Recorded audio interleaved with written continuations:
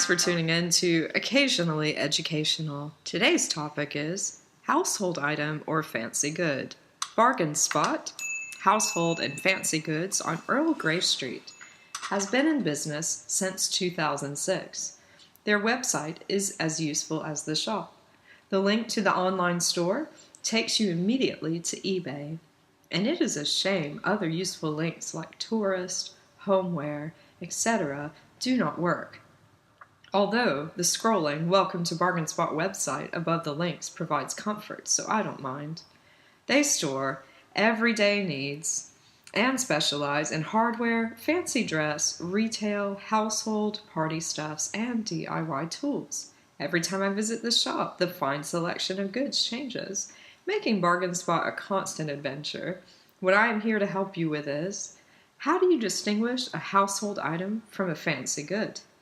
You may wonder, why is it important to know the difference? 1. You need to know whether an item is worth the asking price. 2. What do you tell your friends when they ask you what something is? 3. How do you use it once you've purchased it? 4. How do you explain your purchase should the shop worker ask you what kind of party you're planning if you buy the hula skirt or the fly in the ice cube? No one in Bargain Spot has ever asked me about any of my purchases, but I am nervous for the day I am asked, and to answer honestly, I would have to say, I am making fun of you. If anyone would like to volunteer to buy future items for me, please email into the show. The obvious candidate for a household item is a cleaning product or a mop. Fancy dress obviously fulfills the fancy good category, as well as doilies. Everyone knows that doilies are the fanciest of goods. However, there are several items that can confuse the average shopper. We'll start with the window items.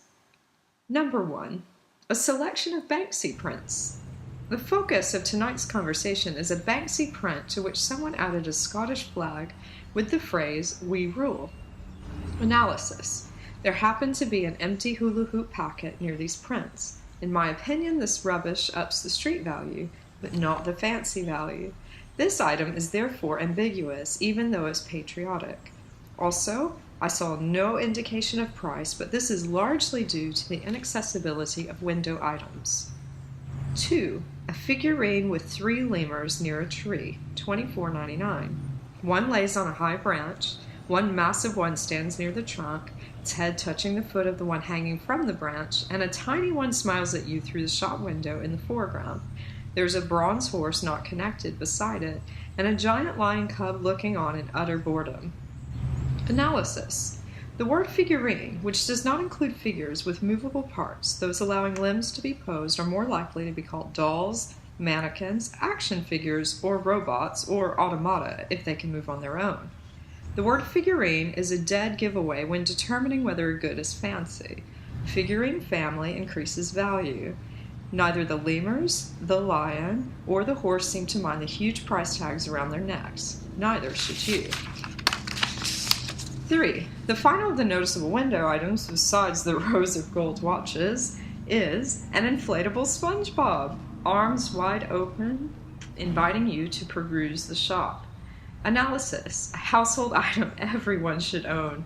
One criterion for a household item is practical use. There is nothing more practical than feeling welcome, and no one says welcome like SpongeBob. Now let's go inside the shop. 4. Immediately in the furthest left aisle, you see framed holographic items.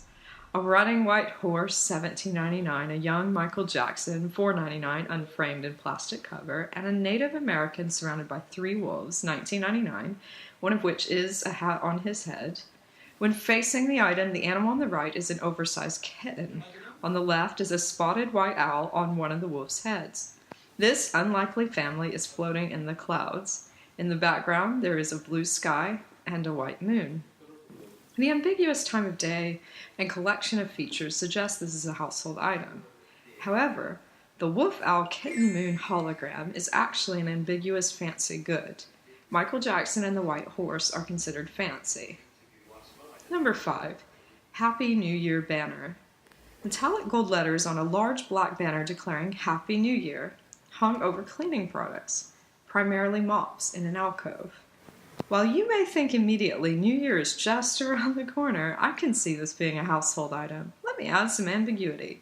It is currently July. Its real purpose is to remind you that you have some things like this hanging in your home and you should clean more often. Remember that calendar you haven't flipped that's still stuck in March? As an ambiguous household item, this banner exists, so you'll buy those mops. Number 6, plastic fruit magnets. 1 pound for 10. Plastic fruit magnets are nostalgic, definitely fancy, also practical. This, my friends, counts as both. Number 7, plastic cutlery that looks silver. Both. 8, assorted glitter globes, mainly leopards. Both. 9, solar butterfly, $2.99. What butterfly isn't solar? Does it fly? Ambiguous because of the high number of unanswered questions. 10, and finally the food umbrella. There are practical white ones, but the hot pink lacy one is a fancy good. I have not met many people who own such an exclusive item. There are also only 3 in the shop, increasing demand.